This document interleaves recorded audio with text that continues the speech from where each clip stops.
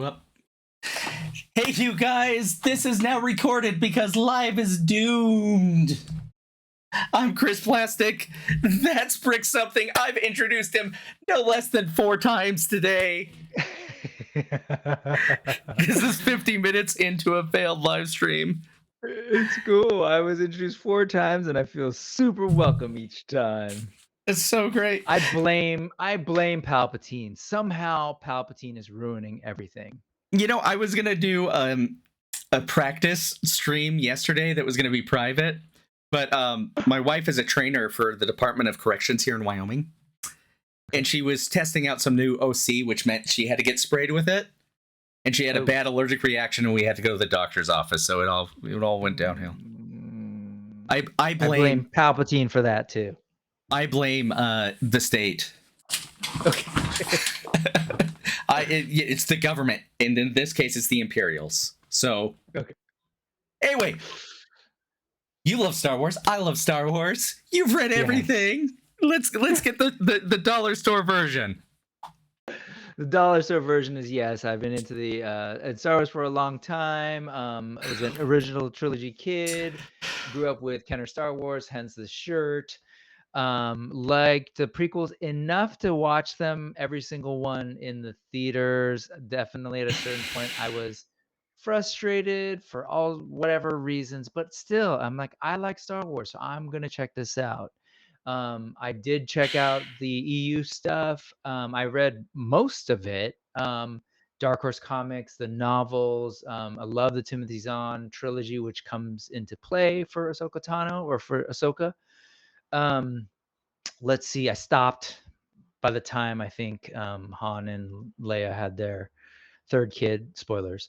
Fast forward, was really hyped on the idea of Disney continuing stuff, and I've just sort of embraced what comes out. I actually am one of those who actually did enjoy the sequel trilogy. I really loved Solo, so like all that stuff, into it. So fast forward, here we are now. Star Wars is back. We've got multiple animated shows. We've got a bunch of different, we've got, the sequel trilogy and a bunch of Star Wars stories and some really great shows. And now we have Ahsoka to just kind of add to that and further her story and Sabine's story. And I'm here for it. Let's go. Let's do it.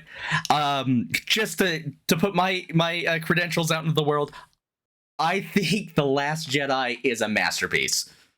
I agree with you. So that's and who there I am. There goes a good chunk of folks, and that's fine. If you're still here, let's talk. We love it. We love it, and there will be, of course, spoilers. 10 seconds of sirens of doom could be shorter, but I want to make people suffer. Fantastic job on the production. That spoilers thing is awesome. The talking Tano logo, shiny plastic people done in the Ahsoka font, brilliant. Spoiler for those at home and who are font nerds, it's just Futura with some slight tweaks to it to make it look more spacey. Mid-mod for the win.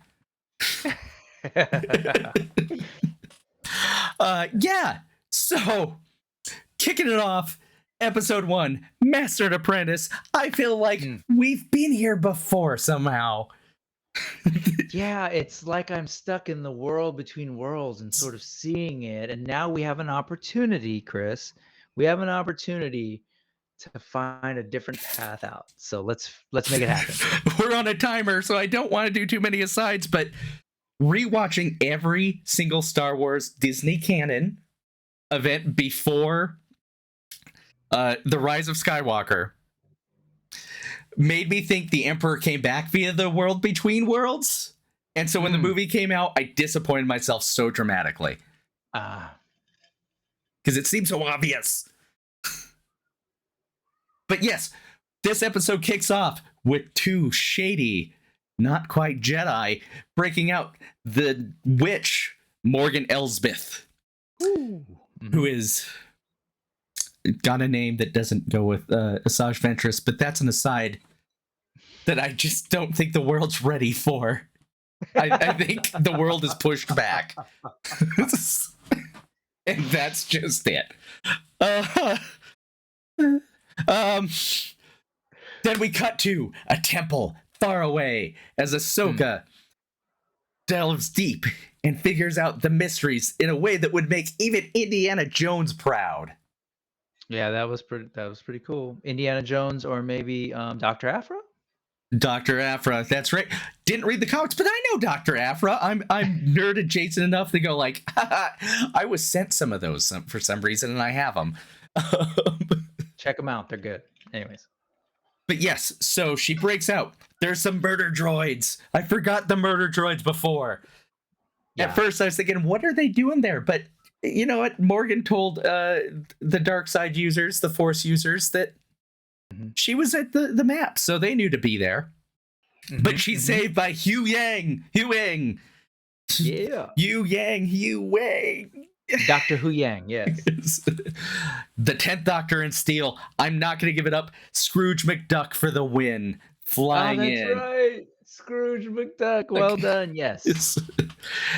Reminding her that he was just following Jedi protocols, you know, for missions. Mm-hmm. When she gets a call from the New Republic, who may someday be replaced by the New Republic. Don't worry. This will be the old New Republic. But Sorry, real quick. I gotta pause you there. There's the New Republic, right? But if there was a New Republic, I think it would just be called the New Republic, but it would be spelled NU Republic. Okay, you can ooh. carry on. And it's a lot harder than the old New Republic. Mm-hmm. This isn't your grandma's New Republic. But there's a call out to Fulcrum, answered by the correct Fulcrum in Ahsoka. Sorry, Callus, this one's not for you. Oh, That yeah. there's some news that needs her attention, where she meets up with General Hera Syndulla. Yep. I kind of feel like we've caught up a little bit, so I'm gonna go ahead and just say I don't know about the casting of Mary Elizabeth Winstead as Hera. It's not her, it's me. But you know what? Yeah, let's so just to recap a little bit of one of our earlier 3 versions of this conversation. You did mention, and we both were pretty clear, like we enjoy Star Wars, you know, and we're kind of embracing the story that's going to be told, and we recognize that it's only been 2 episodes. But that doesn't mean we're going to critique, right? We're going to talk a little bit about some of the things that we're like, but we're in it to win it. We're going to check it out, and this is not to kind of like do that thing that some Star Wars fans do and just like go on some sort of holy war against Lucasfilm. It's just we're just going to be critical. So I just want to throw that out there. It's in the spirit of just, you know, naming some of that stuff. And and for the record, I agree with you. But yeah, this comes from a place of love. Absolutely. And I can't wait to see this whole saga unfold. Yes. I can't wait for again, technical aside for the crowd at home. I can't wait for the next version of macOS when I do this and it goes hearts. That's right. I forgot that was the thing. Anyways, yes. Yes. So Hera breaks the news. Morgan has escaped. But Ahsoka has recovered the map to Thrawn, who at this point Hera thought had passed and had accepted that fact. But when they go to look at the map, unfortunately, it is locked. And only one person in the galaxy can help them out. One art expert, so brazen, so intelligent, can unlock that map. And it's former Padawan, Sabine Wren on Lothal. So we cut to a celebration, the anniversary of the Battle of Lothal, the freeing of the people with I exploded when I saw Clancy Brown as Ryder Azadi. Yep. He didn't have one of his cool hats though. I was wanting to see some of his cool hats in live action. But you know, anyway. I assume that hat was a working hat. You know, working whatever slave camp he was in, and then hiding on the lam in the fields. Got to keep the sun off your face. Yep. Now he's living in towers. Literally towers. It's true. And that wasn't the only callback to Rebels. What was his name? Jai Kell. Jai Cal. Now a senator, long way from the Imperial Academy on Lothal, where he once teamed with a Dev Morgan. Yep. Very exciting to see him give a speech. I think my wife thought I lost my mind, even though she just finally rewatched Rebels with me. So I'm like, yes! He was in like 3 episodes. Voiced by Dante Bosco, who was also Zuko from Yes. Avatar. So there's some Avatar connections. Dave Filoni. Anyway, sorry. Go ahead. Yeah, absolutely. But unfortunately, the speaker of the hour is not there because Sabine Wren is hitting the streets like an intergalactic riot girl, speeding away. Now, I may have blocked it from my memory. It could have been in Boba Fett, but is this the first time we've heard like not like weird jizz music in Star Wars? Oh, well, it sort of depends. If you mean in live action, then this is not the first time in the tattoo parlor, or not I say tattoo parlor, in the sort of cybernetic cyborg tattoo parlor type thing where Thundercat, aka, there was sort of like some music of his actually he was playing on it that was a little bit kind of our world. It wasn't jizz. But then also if you go outside of live action, we got some stuff in Squadrons, I want to say. Oh, no, sorry. It was Alphabet Squadron, where there's one of the pilots, her thing is having a bunch of different music and she plays stuff. And if you listen to the audiobook version, it's stuff like some death metal type stuff. So there's that. And then, whatchamacallit, the latest game, Fallen Fallen Order? Jedi, the sequel, Yeah, Jedi, okay. whatever that's called. Yeah. There's stuff in that too, and Okay. there's a really good soundtrack. If you want to go beyond live action, sorry, I know this is way more than you asked for, but if you go to Galaxy's Edge and you chill in Oga's Cantina, in my opinion, some of the best music period, and then Star Wars diegetic music is there, man. I love those. They have 2 CDs now, and for the long lost or the dying Galactic Star Cruiser, they also had like music there. So it's a thing, and some of it does sound very much of our world, but in languages that we don't necessarily understand. So it's definitely very sort of punk-y. I think Riot Girls, I like that with a little bit more tech infusion. But yeah, it's cool. I like it. I dug it. Like I said, I was like, this is the first, and then I was like, oh no, probably Boba Fett. But still, I hate to say it, Boba Fett slipped out of my mind so very quickly. If it wasn't Mando or Ahsoka, it's I'm sorry. I will say, aside from that, there's just so much Star Wars now. Yeah. That I think that's more likely to happen just because, like, someone was talking about the shows and I listed the shows. Oh, so my oldest son, I was listing out the shows, and then he pointed out the next day, he's like, we were talking about live action. We didn't even mention Obi-Wan, and it wasn't because I didn't necessarily like it. It was just there's just been so much, right? So right. Well, absolutely, absolutely. And in a slick call to our rebels, the squadron tracking her down is the Spectre Squadron. I love that. Right, there is now a squadron on Lothal that is named after their little secret rebel cell. And so these are like legit. These are essentially like the police force of Lothal, presumably. And before we get too far on that, did you notice that the pilot that was, they had like they knew each other, right? They were familiar with each other, which is fun. There's something interesting about that to me. Oh, absolutely. And the other thing, of course, that I thought was just great was that they respected her rank and definitely referred to her as such. She is a character that is revered absolutely on Lothal. She is someone that means a lot to that planet, and she should. So she speeds away to the only place on Lothal you would go if you were a rebel. The abandoned communications tower that once was home to one Ezra Bridger. Yep. And she has a Loth cat. Yes. Which is the second time we've seen a Loth cat in live action. But I will say we got a lot more time with this Lothcat, multiple shots. It's really cute. Like, there's something about that design in animation that was fine. It's like, oh yeah, that's quirky, that's weird. And they have one at Galaxy's Edge, kind of sleeping. But there was something about this thing is really like I wanted to grab its face. I wanted to like scruff it. It was cute. Absolutely. And a quick aside, my wife pointed this out. I got to give her credit. When Sabine was on the speeder, her helmet had an illustration of a Lothcat that was identical to her artwork on Rebels. Ah, Beautiful. uh-huh. Yeah. Love little callbacks like that.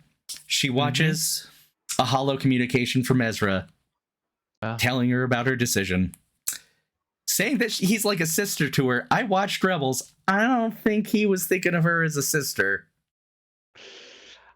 I think there was a point where she actually kind of friend zones him, right? So maybe he just had to accept that reality, and he didn't want to be a weird, creepy stalker, and just kind of was just going with it.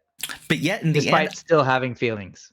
despite that I felt like towards the end she was coming around to Ezra. She was starting to feel it.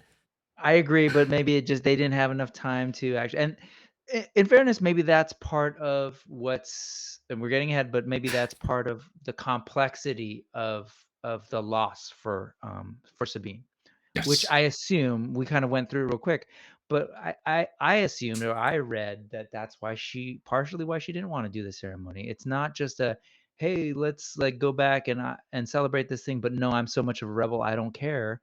I think it was like painful for her Well, because while the absolutely. world is celebrating, she's still dealing with the loss of her thing, whatever we want to call them, and probably, like as you pointed out, she might have been coming around, and it's just that much more complicated for her. Absolutely, because not only did she lose Ezra, she lost Kanan. Mm-hmm. It's tough, and it's funny because it was ultimately Kanan that got them the victory on Luthal. Yeah, yeah. Even before the final showdown with Thrawn. But yeah, because she definitely had the line that, oh, I would have been there, but others wouldn't. Mm-hmm. So, yep. She finally goes to where the celebration should have been because Ahsoka has arrived, needing her help, and the relationship is strained. They've been through some things. Her former master, right? That's right. So they talk about the map. I feel like I'm going at light speed. We're good. We're good. After which, or during their conversation about the map and trying to unlock it, looking at the map taken of the temple, Ahsoka is pulled aside by Hugh Yang. I'm gonna get it right one day. And he has an update for Ahsoka. Boy, I'm gonna have to slice in our conversation about him because that is just gold. Because he uses his lifetime of his database of thousands of years of Jedi devices to tell us these lightsabers are built to his designs. Yeah. And one specifically belonged to a Jedi named Balin.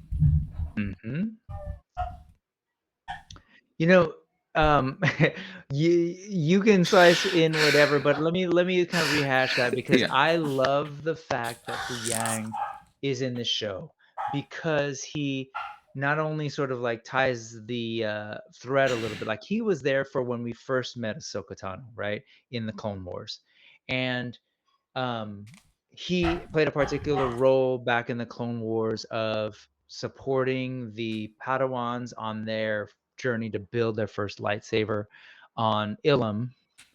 And so he has all this encyclopedic, or not even like he is literally the database of all of the lightsabers, which is great. It's perfect for the storytelling, but also for the character because this character has been around forever. I was saying earlier that like he was there in the High Republic along with Yoda. So he has a view of the Jedi history and Jedi Order that's very different from most characters, right?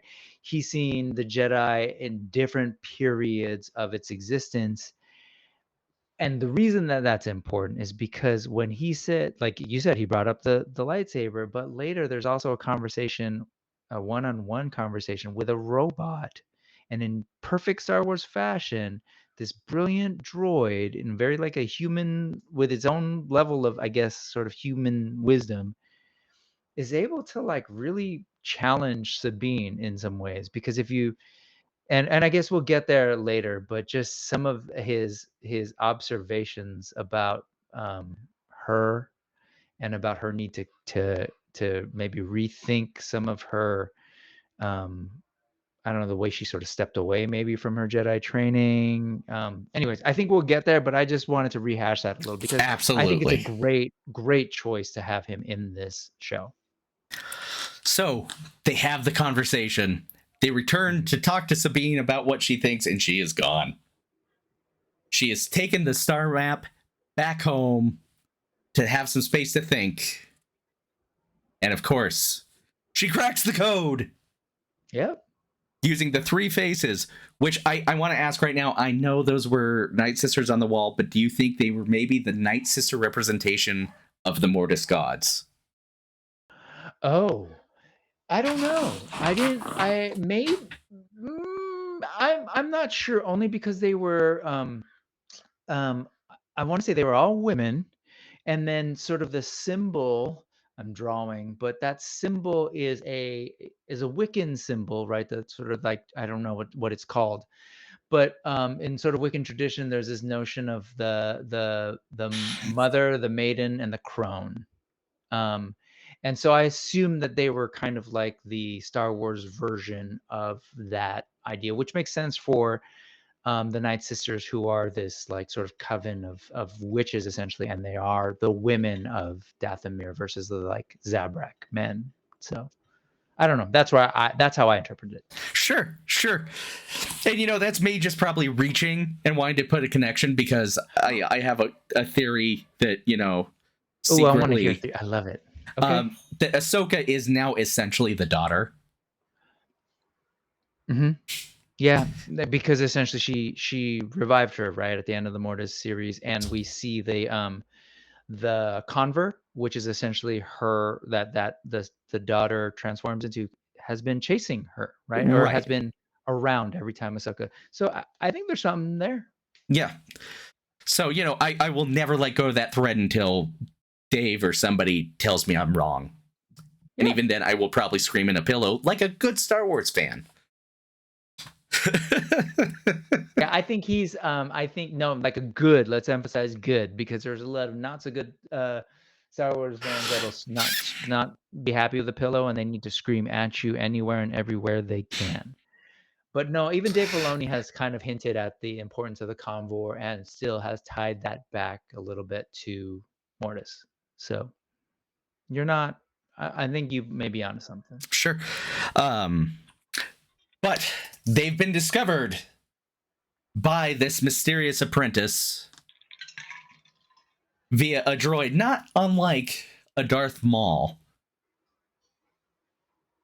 And she goes to attack with some assassin droids to get the star map from Sabine. And Hmm. after a brief throwdown, Sabine gets a little bit of an impaling. A little bit. Little bit. Um, I see a lot of people complaining that this killed Han, this called Qui-Gon. I argue this was a little bit to the side. And Sabine got some pretty immediate medical attention where Qui-Gon had to wait out a whole fight and Han fell off a bridge. Sure. Yeah. It's Star Wars. I mean, this is the same team. Let's be clear, because we're talking about Filoni, and everyone, there's a school of Star Wars fans who are like all about the Filoni, saying that he's the sort of the chosen one, handpicked by George. And so, to be clear, that at some point when they were creating the Clone Wars, and George said, "I'm bringing back Darth Maul," even I've seen interviews where Dave Filoni is like, "Really? Are you sure?" Um, so given that tradition, and it just is a thing that literally Darth Maul had his whole body cut in half, survived because of his anger, grew spider legs, came back. I mean, she can survive. Right. She's Mandalorian. She's too stubborn to die. Sure. This Even is the though way. I was sitting there going, if only you had some sort of lightsaber resistant armor that you once gave a speech about being so important and how you can't just take it off just for the Awkward. funs of it.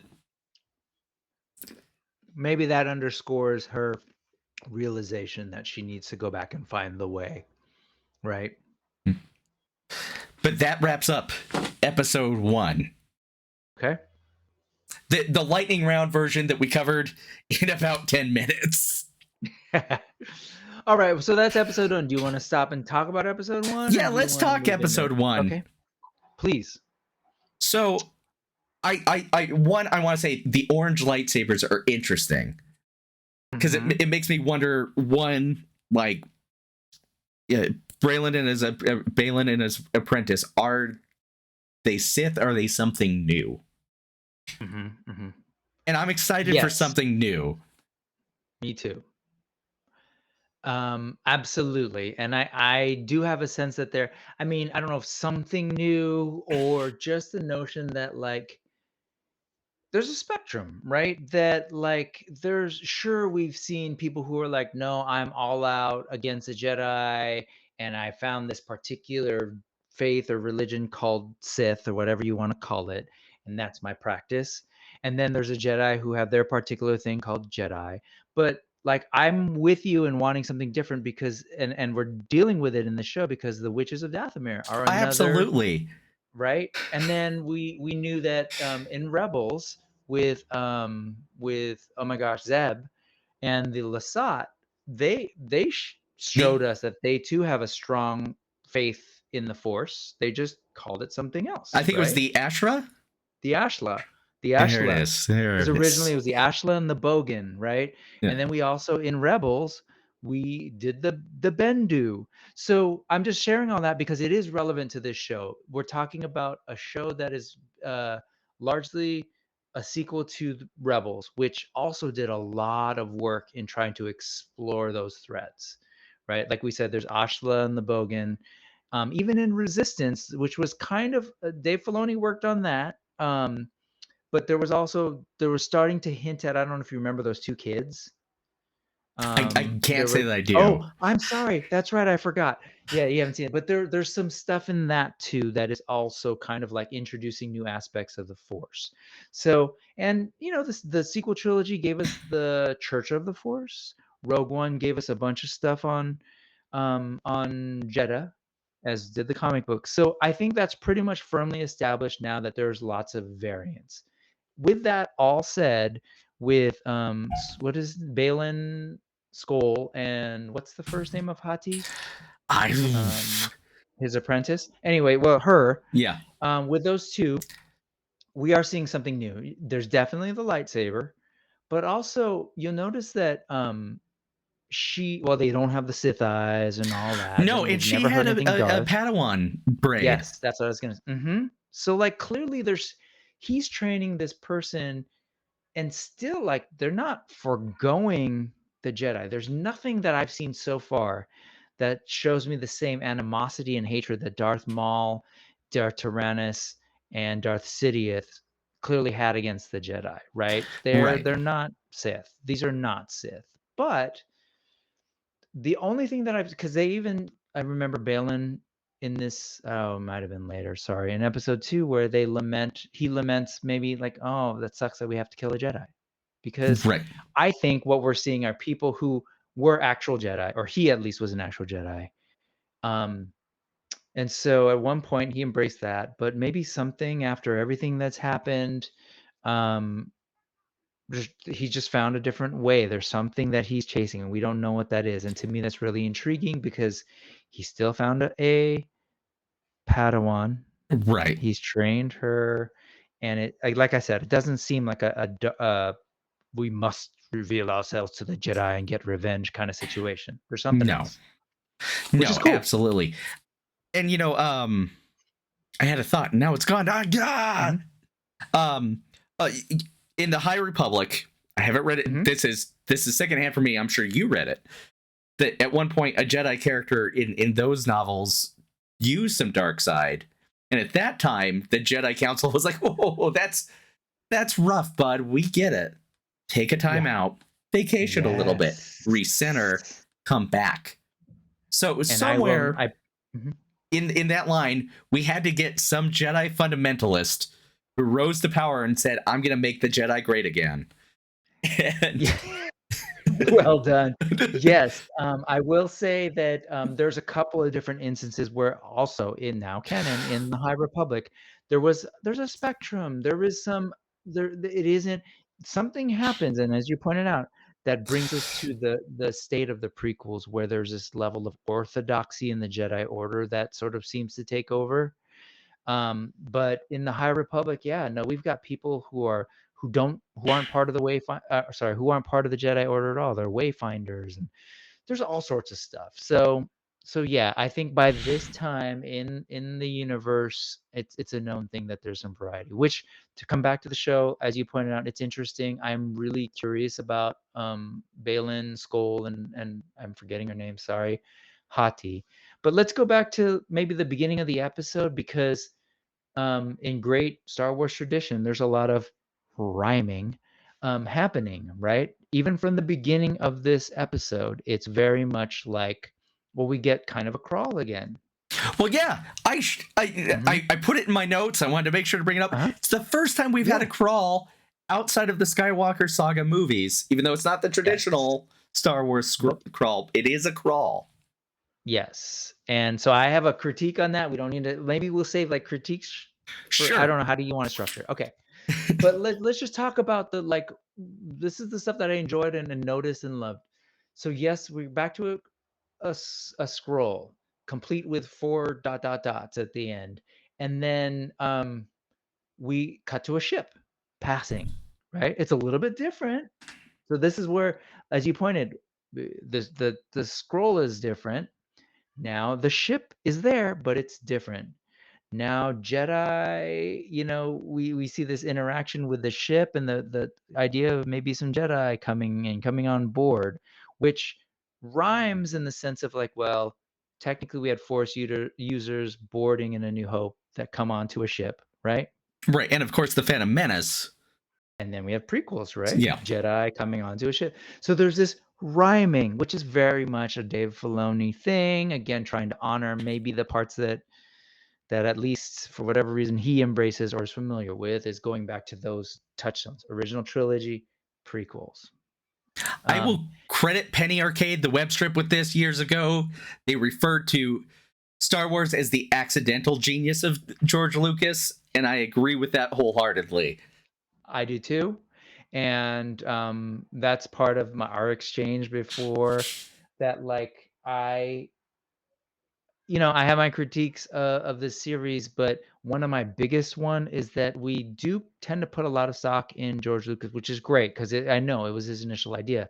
But if you were just going to credit him, you're not acknowledging like the the involvement and in the storytelling and the way things unfolded with his ex-wife, right? We're talking Absolutely. the producers, we're talking the directors that came later that helped crack story and shift some things both in Empire and Return of the Jedi. So I just want to name that that's the kind of fan I am. If that turns people off, whatever. But I want to acknowledge all the people involved in crafting this. So I love the idea. Yeah, Yes. accidental genius. Yeah. Anyways, just to continue with the notion of the rhyming. It rhymes, but it's different. We also get what else do we get? Oh, again, this notion of two Jedi coming onto the ship and this sort of what I like about it is that now the people in charge are the New Republic, and it's a familiar setting. So it's like almost this flip, right? Of the people in charge in power were the Empire when we first saw episode 4, right?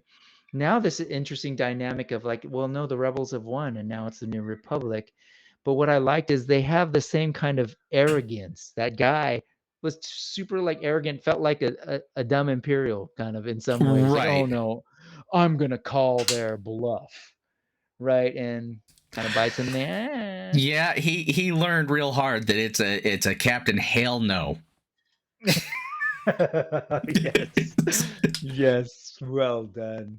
Anyway, um, I love that kind of the way it started, and it felt familiar. Like, I appreciate the attempt, or at least. yeah, absolutely, and I think that's the idea of the rhyme, a little bit different, carries into episode two, Mhm, mhm, mhm, especially when we're in the hospital. Sabine's recovering. I'm gonna mhm. not try to summarize the whole thing this time, but she's Okay, having that okay. conversation with Hu Yang, Mhm. and he mentions, as far as Padawans go, your force adeptness is a joke. Whew. Your scale, um, to reference a completely different movie, Stir of Echoes, when she's talking about psychic abilities, and she says that the one kid has a much brighter flashlight, yours is not so good. Sabine's flashlight is maybe flickering. Yeah, droid with a sick burn, man. Old droid with a sick burn, right? Like, this is a droid that's been around the block, and that brings us back to what I was saying earlier. It actually means a lot, sadly. And Sabine knows, like, he's been around because they had a conversation about the lightsabers, so Right. she knows that this guy has a lot of knowledge. So for him to say, "Oh yeah, of all the Padawans I know, like, you definitely have one of the least connections to the Force." That's rough. But I was so pumped because when they initially started teasing, like, oh yeah, Sabine, she was a Padawan to Ahsoka. You know what that means? Yeah. And when they're like, I was like, yes, Uh-huh. that's Uh-huh. room for a bigger universe. Yeah.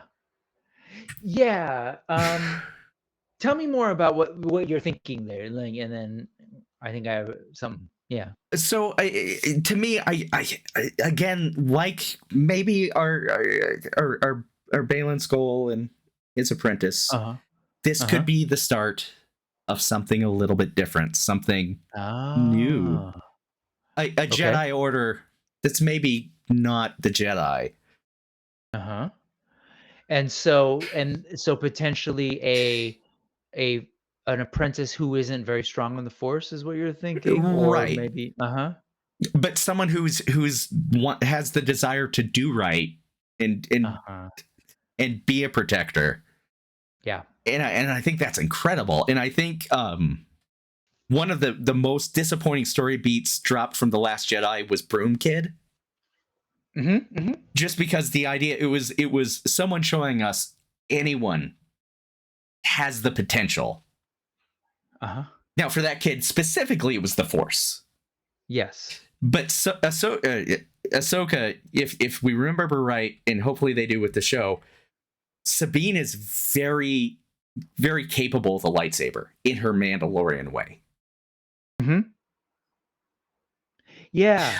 I mean, just can I riff on that for a little bit? Because 'Cause I'm thinking, you're right. So, if we go to The Last Jedi, which we both clearly appreciate, um, part of that is that, um, the idea of the Jedi, specifically Luke, um, are more not more power, but have a lot of power.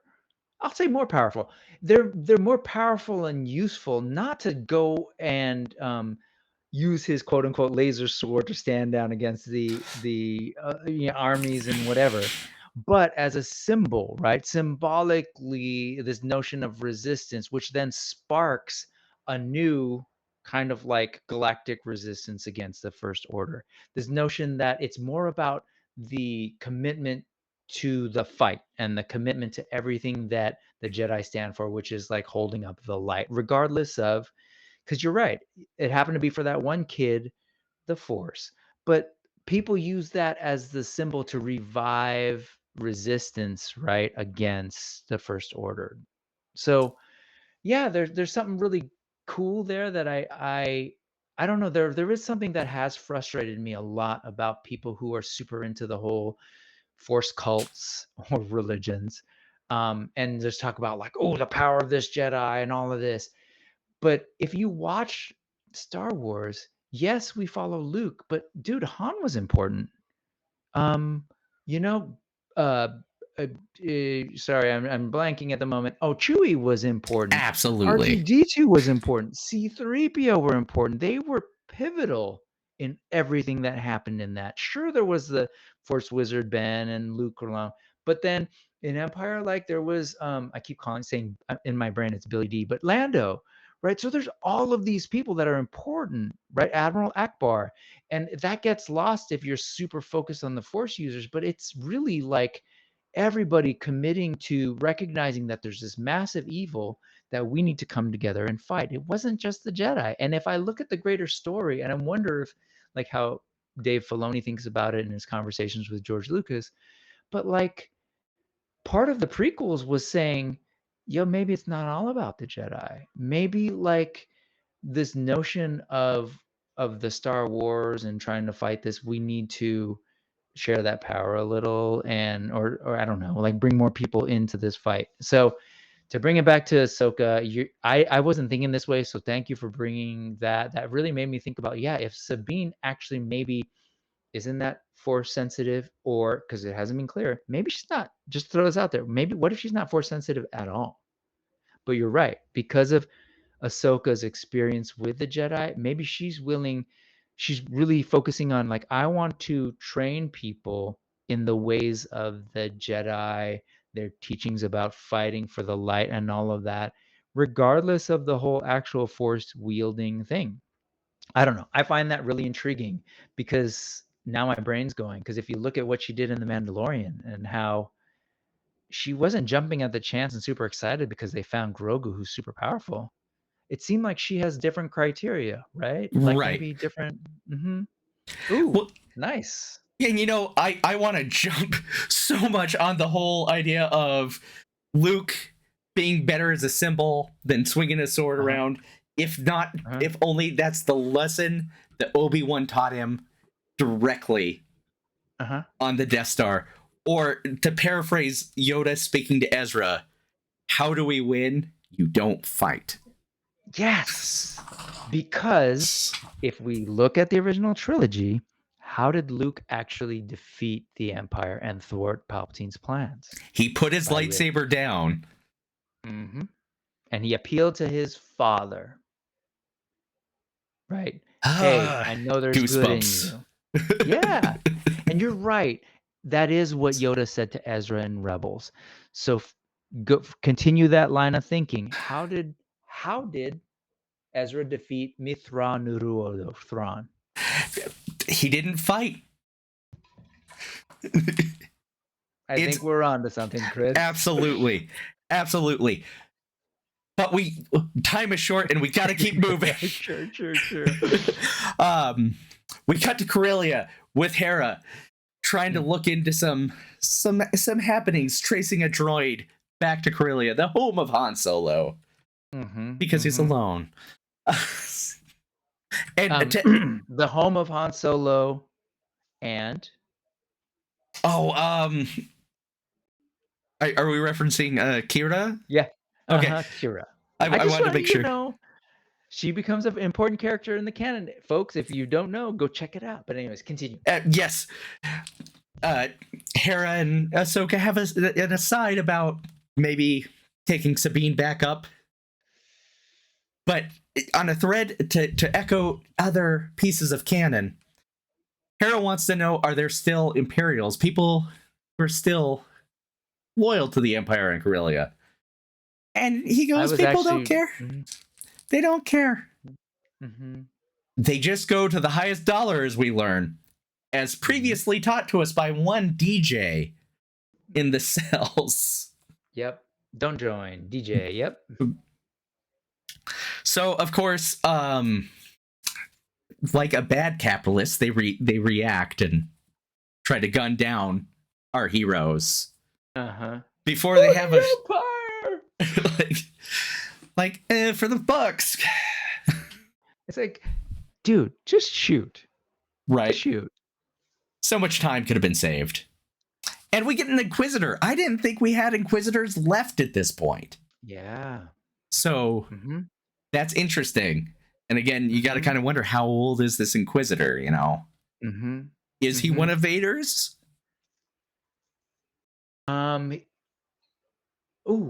I don't know if So here's not a gap, but I'm confused. We've seen a lot of Inquisitors in the comics, and in my brain, I thought, "Oh, is this that one from blank?" I don't know if this is a new one or an old one. Do you happen to know? Is I anybody don't know. Okay, I thought okay. his armor was kind of reminiscent of the Frog Inquisitor on that they faced at the Sith Temple, but he clearly Yeah, died, with so it's Maul. not No, him. yeah, it's not him, but there have been others that had similar armor, but maybe this is a brand new one. I don't know, but he didn't use the name Marek or whatever Mar- in the comics. I just remember they've shown some. So, anyways, right? I'm They sure gave people him will tell us. the name Maruk, which I thought was like when I first heard the name, I'm like, oh, is this like Thrawn's buddy? Rook. Oh, Rook. Uh huh. Yeah, Rook. Uh huh. Um, Oh, oh, Rook. and I want to mention the place where they go to find the map to Thrawn and Prida um, is an ancient area built by an ancient civilization. Oh, yeah. Whatever that is hinting to, I don't know. I'm sure somewhere in EU there is a nice hint. There are. I could give you some, but I don't know Yeah. how much time we have. But yes, I think of two real quick, and I don't know. So a lot of the architecture, like the ball and those things, I don't if you watched gameplay of Fallen Order, there's the whole thing with the Zepho, and I got a little bit of those vibes because that was introduced as this ancient civilization that Cal's master, I mean, no, was it his master? The dude who was more of the archaeologist was sort of exploring. So they were Mm. messing with the forest. So there's that. And then there's another group that someone on a different stream I was watching on Star Wars Explained stream. There was a person in the chat that brought up a group called I think it's the KAW that was around like all those old EU stuff around the Rakata, but it fit really well. So I confess that I don't know much about who the Ka were, but it's and then I looked it up on Wikipedia and I was like, oh yeah, that could fit. All that to say is that Dave Filoni is very much versed in all of that and has clearly telegraphed and shown that he's wanting to bring as much of that stuff from Legends into canon where it makes sense. So I wouldn't put him past it. I also wouldn't put it past the series to never actually tell us. Right, which is one of those infuriating things Star Wars sometimes does, but I want to believe we're being telegraphed something on purpose. Okay. Um, And I don't want to say, even if we aren't, for those of you who are maybe like Chris and we're getting frustrated, I want to throw out some good news.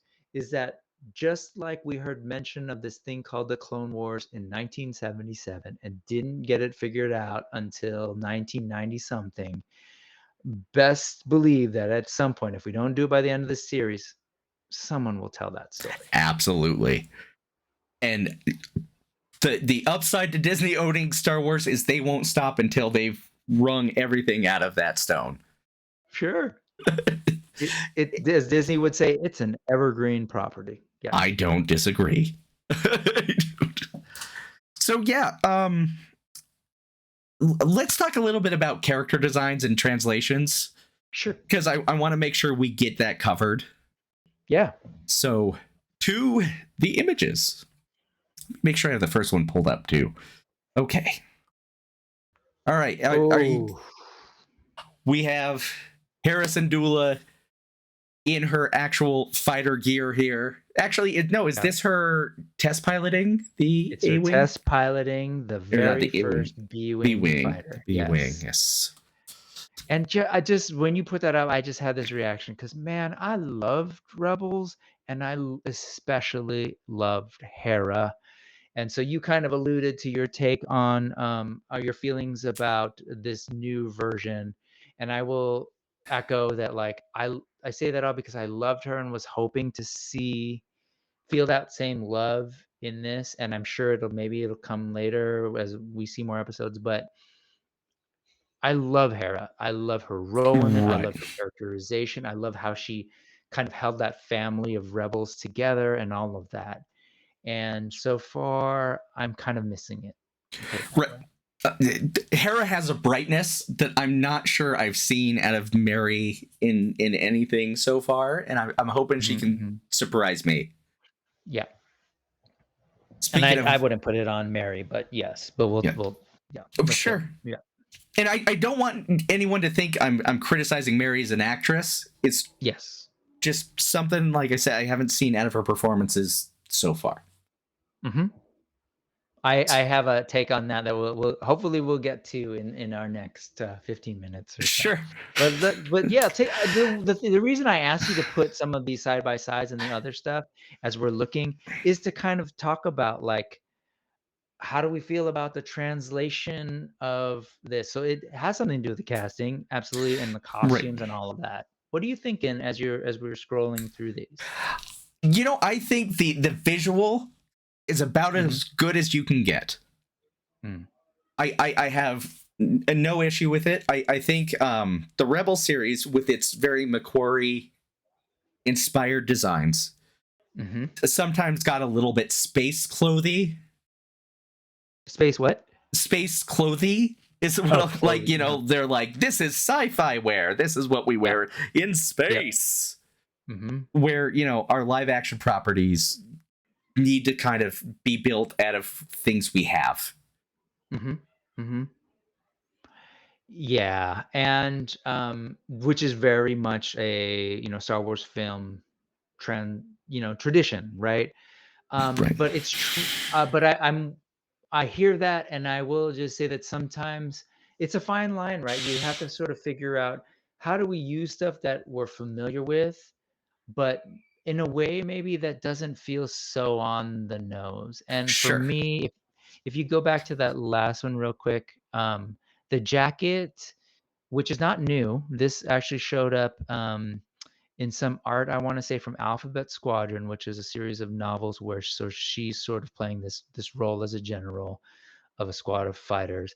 And then it was also in the show, I'm sorry, the game, the video game Squadrons, where they have cutscenes of her. And then Sure. if you go, and so I just see that jacket and it does feel a little off the rack to me. Like Sure. even the fur, it just feels like, oh, that's literally a coat. Like maybe if they did a little bit with the fur to make it a little different from like a World War bomber, but I don't know. That Right. But said, I think it looks good. yeah, absolutely. And I think maybe they're trying to use that fur to quickly tell the audience who hasn't seen Rebels, like, this woman is a pilot. Yes. And that's Brilliant. a very Uh-huh. quick, easy visual way to convey Yep. that. Along with the goggles and yep, Right. for sure. And also sure, costume-wise, I'm good with it. I think they've done a great job with the not Montrals. What are hers called? Oh my gosh. Anyways, those things. I think they look good the way they move and everything, and I'm sure that's kind of a science now since Return of the Jedi. Right. Oh, absolutely. But But I will say casting wise, if you wouldn't mind going back a little to the animation, in my brain, like especially there, if you look at the face and the features, there's something about the way that they designed her that in my brain at least read a little bit like maybe like South Asian or like a woman of color using earth terms.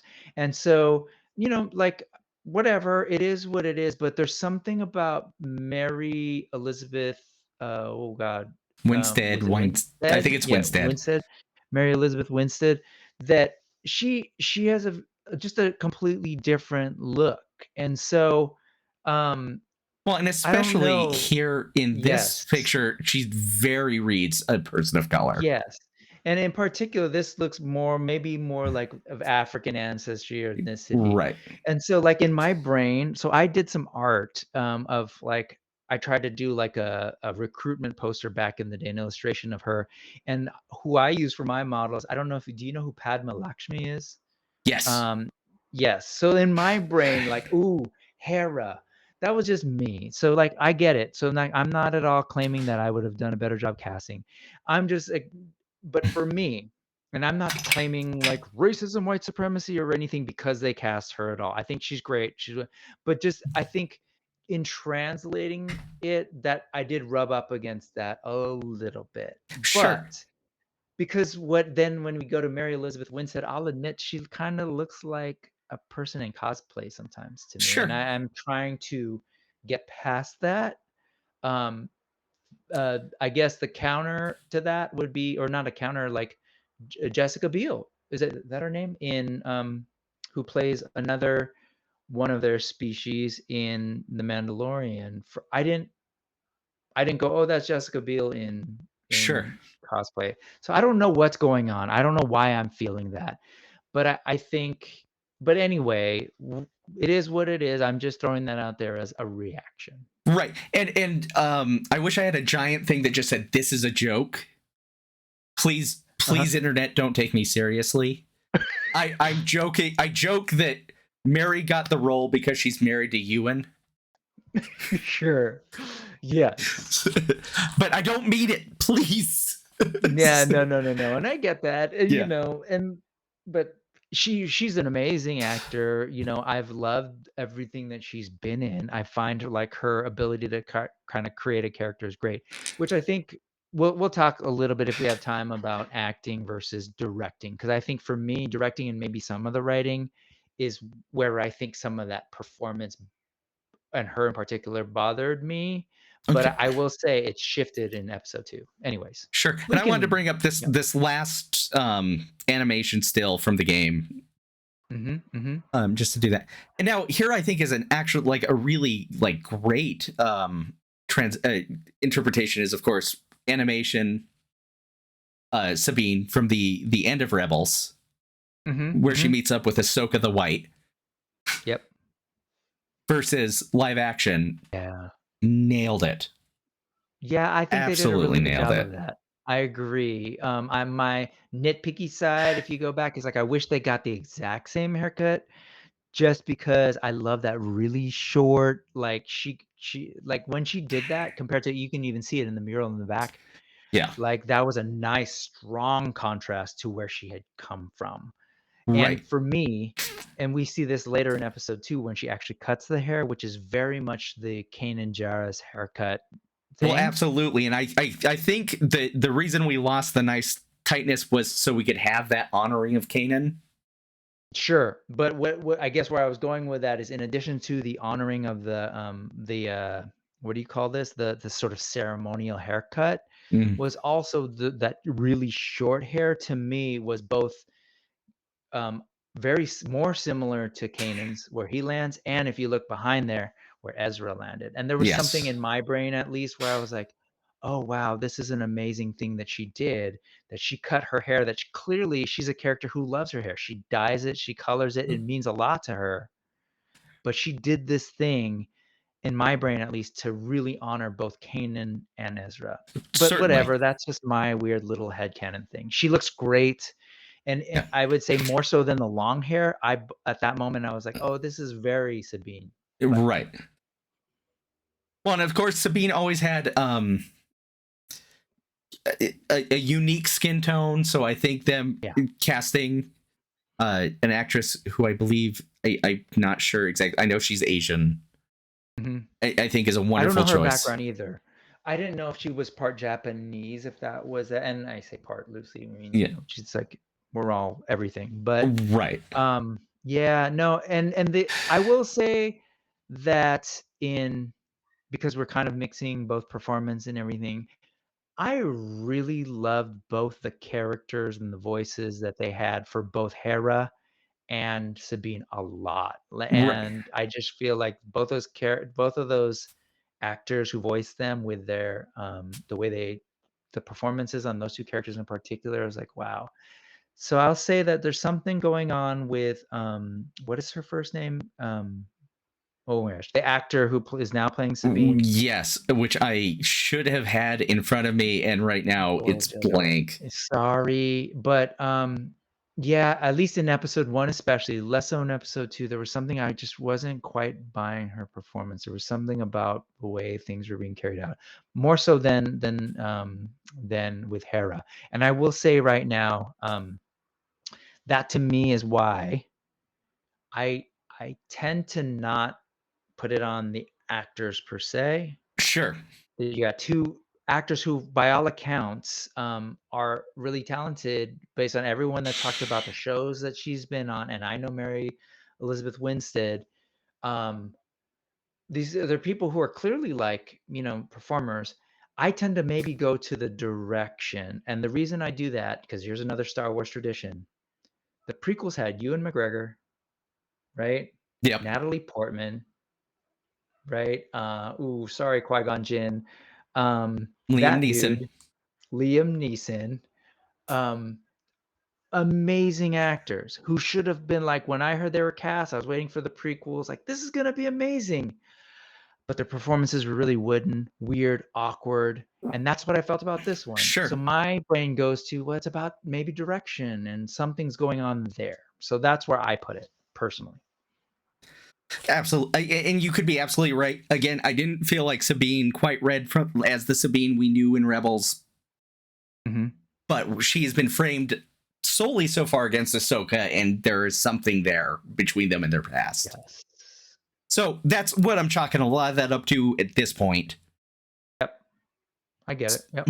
Speaking of Okay. Ahsoka, Mhm. various life stages, we're skipping the crop top. I mean, yeah, the one on the right kind of is basically the same, a similar look. Yeah, But yeah, here I will say there's a lot of variation throughout in terms of the character sure. model and how they're displayed. And so she changes. And so I think I love the way Rosario Dawson absolutely looks as Ahsoka. To me, Sure. like, oh my God, when they revealed her, like, that's perfect. I will say she doesn't necessarily read like the one in Fulcrum Rebels there on the bottom left that went toe to toe with Vader. But but she sure as hell, like, I could see that transition both from the baby to sort of the adolescent and later, like, later teen and maybe early 20s one to the right, and then the one on the bottom, definitely. So, Oh, absolutely. listen, I was feeling it. And of course, we do get Rosario. Oh, so good. So So good. good. And I get why they kind of shortened her appendages, because she does have to move. Yeah. Can That's, I on that note, if you're looking at her Montrals, yeah. the the only thing that I rub up against is, do you see those little ridges Yeah. on them? In my brain, I can't help but that feels like folding foam, but Sure. that's just me. Of course, I am capable of creating headcanon at a moment and Oh, saying, so? she had some tough battles in her day. True. True, true, true. Where we A see folds, I see scars. and you know what? I will piggyback on that and challenge myself and say, "Well, I don't know if their Montrals aren't like foam." Sure. Absolutely. We do get a Nerds. nice side by side from the end of Clone Wars. Mhm. That's Where perfect. they're very That's really smooth. good. Do you see real quick, do you see what yeah, I know, fair enough, but do you see her pupils and the way her pupils sit in her eyes and her eye sockets, the size of them? Yes. Um, Rosario Dawson does have strong pupils, but I feel like the contacts are larger here, and so, like, accentuating that, and I will say I wish they kinda did that with Hera. Sure. Like, her pupils seem a little small, Well, but and just to get this reaction nitpicky. shot, again, you get the very strong look in her eyes, and just Mhm. again, Rosario here is so clearly the evolution of Ahsoka from animation. It just the look Yeah. is there. It's perfect. Yep. Um, Just to build off of what I was saying earlier about the performances and the power of these actors, um, Rosario Dawson, I she's amazing, right? Ever since, like, even, was it the basketball one, the Spike Lee movie? Ooh, that I'm blanking on. Is it He Got Game? No. Anyway, that movie, I remember her since then. So I just know she's a powerful, talented actor, and pretty much in everything that I've seen, like, I'm captivated by every character she creates, so I never am out of it. So she, for me, even in episode 1, was really solid. but in movement and some of the things, there were some moments where I was like, wow, this feels a little awkward. So again, just kind of it, at least in my brain, leading to maybe it has a little bit more to do with the direction. Because Sure. by episode 2, I was like, wait, something's different. And then by the end of that, when I saw the credits, I was like, oh, because the first episode was directed by Dave Filoni. Sure. The second wasn't. I will give Dave a quick defense here. His time is running so close. He Yes, you're good. directed We're good. her first appearance in Mando, I believe. Yep, and it was great. And she read exactly like the Ahsoka I knew in her behavior, in her warmth towards Grogu and Mando, and Yep. And don't necessarily, like, I have my critique of how fans have sort of treated Dave Filoni, but he himself, like, I've got a lot of love for him and respect for it. And didn't he direct the pilot of the first episode of Mandalorian? no, Or was that Jon Favreau? That was Jon Favreau. Jon Favreau, at least in I think the first 2 seasons, opened and closed the seasons. Never mind then. Sorry. Okay. Sorry. But yeah, so I am a Dave Filoni fanboy. I don't buy into him as the chosen one, but Sure. the things he has given us, I love to death. So, yay, Dave. Yeah, no, Dave's great. I will say Clone Wars I struggled with, but sure. Some things. So the Clone Wars, whenever someone asks me what I think about them, I go, the first 2-3 seasons, which is a long buy-in to get to where you're absolutely hooked. Yep. Rick, I think we're at your heart out now. We are. But maybe just a little bit, just to throw out there. There's one thing I do want to point out that I'm really appreciating about the series, is that we just talked about the 3 kind of so far leads, and maybe the only one that's missing, minus the villains, is Huyang, right? Yeah. I just want to point out, big ups to Dave Filoni and Star Wars, because part of the sort of part of the set that embraces everything that Dave does and maybe challenges some of the other things. Part of that narrative I've heard is like there have been some frustrations about like, oh, who's Rey and she's overpowered, she's a Mary Sue, etc. Big ups to Dave first in Rebels to start it, where he intentionally created some badass women characters in the tradition, I will point out, of George Lucas. Sure, yeah, George absolutely. Lucas maybe didn't give Leia enough to do in the original trilogy, and maybe he was going to pay that off later. But Filoni did that, and then fast forward, Filoni and company, everyone involved, we were just talking how long about 3 women. Like maybe we talked about a droid, and to me that is beautiful. And the interactions between them is awesome. All the conversations about like Hera maybe challenging Ahsoka to rethinking like how her relationship is with Sabine, and then Hera talking to Sabine about that as well. Maybe you should rethink this. Like there's just a lot of awesome sort of character dynamics and interaction between these 3 women, and I love it. We have passed the Bechdel test in these 2 episodes. That's gone. We've made up for the fact that women were only given like so many minutes in the entire original trilogy to speak. That's right. And we haven't even touched the fact that the villains, who's our main villain so far, kind of running the show, Morgan Elsbeth. Right? Ms. Inosanto, goddaughter of Bruce Lee, daughter of Dan Inosanto, a Pinay, which like I'm excited that we've got some of that in there. But she's powerful too. And then we've got this apprentice in Skoan Hati. I keep forgetting her first name. So there's a lot of that good stuff there that I think is really important, and I do want to hold up because there were some folks, y'all were not good to Rey. Y'all were not good to oh my gosh, I'm blanking from The Last Jedi, Rose. So Rose deserves better. Yes. So that I just wanted to make sure that got on this thing. and maybe one other one. Sorry, did you have anything more to say about that No, before I throw in this absolutely other one? not. I'm so glad that we, as two cis males, can go ahead and Yeah. congratulate this series on its female representation. No. But it is important. Yeah. I may be tongue in cheek about that comment, but I do truly believe that series like these are important. Characters like Yep. that are important, and we need Yep. them. Yeah. And then I think just on a similar note, what I'm really excited about is that this is the first time in live action anything Star Wars that a non-human is the center of the narrative, right? If we think about like they've gotten to the point where they're willing to put a non-human. Of course, it's Ahsoka Tano, who's like one of the most popular characters in Star Wars now. But that's amazing to me. That's a milestone too, right? That that that it's not just all the humans, like with their basic speaking basic. Like this is to me, that's a big deal. And then if we think about who her big sidekick is, it's a droid. And I've loved that about Star Wars. That's been one of my favorite things about Star Wars. It was Han and Chewie and R2 and 3PO.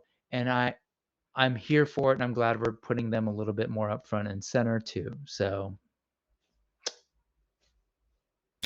Well, thank you so much, Brick, for putting up with a nightmare first hour, a recorded second no, it's hour. all good. I had a Yep. great time with you. I hope we can do this again sometime. I hope so. So can you tell us a little bit about what your thoughts are as Ahsoka continues? What's your thoughts here on the channel with doing Talking Tano, and what can folks expect? Well, I'm hoping to be here weekly, Okay. hopefully live. Um, I haven't figured out the guest host thing yet. I know I can proudly say it 1 week I will have a female co-host. My wife will be joining me. Yes. So that will be great. That episode will be recorded because I will be watching pro wrestling that week. But I can't wait to follow this journey. I can't wait to talk to other fans about it. Yep. And I just think this means so much, not only to me as a fan, but I think Disney has a lot riding on this. Yeah, they do. Yep. Well, if there's ever any need for another co-host or a series wrap up or whatever, like I am totally down. And as I've said before, I've totally missed hanging out with you. I love your energy and I love doing this. It's fun, man. So it's been way too long. I think it was for May the 4th that we all got together on my channel to do that sort of Star Absolutely. Wars fun. This guy came full on costume. It was beautiful. So definitely come back here for the rest of his Talking Tano. And yeah, I would love to join you if that ever makes any sense. No pressure. But Absolutely. yes. And if you Cool. want to see more of this guy, things are backwards. There will be a link at the end of this video to his channel so you can check out his videos where he's talking third-party toys that are Yes. completely off my radar but look incredible. Yeah, if you want to come figure out some weird stuff, come over there. Definitely, if you want to talk about Animal Warriors of the Kingdom, AWOC by Spiro, I do a regular thing there called AWOC Talk with Highly Articulated Adam, and we go to his channel too to do monkey business. And then I've been doing a bunch of shorts. I've been trying to figure that out, but it's been fun because again, like for me, as I do more, I look at my feed of shorts and it just brings me back, Chris, to like when you'd flip the back of the card back and you see the cross sell of all those little squares with Yeah. figures, or like an old like catalog where you're like, oh, look at these. So I'm having a blast, man, and definitely I would love it if folks could check out If I could Brick somehow something. get a message to Spiro, it would be put in little catalogs like it's Kenner. Yeah, we you know need what? that back. I think I'm gonna personally take up that charge, and I'm willing to put in some hours in graphic design to make that happen. You're absolutely right, and that's my opportunity. I'm gonna make that happen. All right, man. Well, thank you so much. Thank you for Absolutely. spending this time with us. Have a wonderful evening. Yep. Thanks, folks.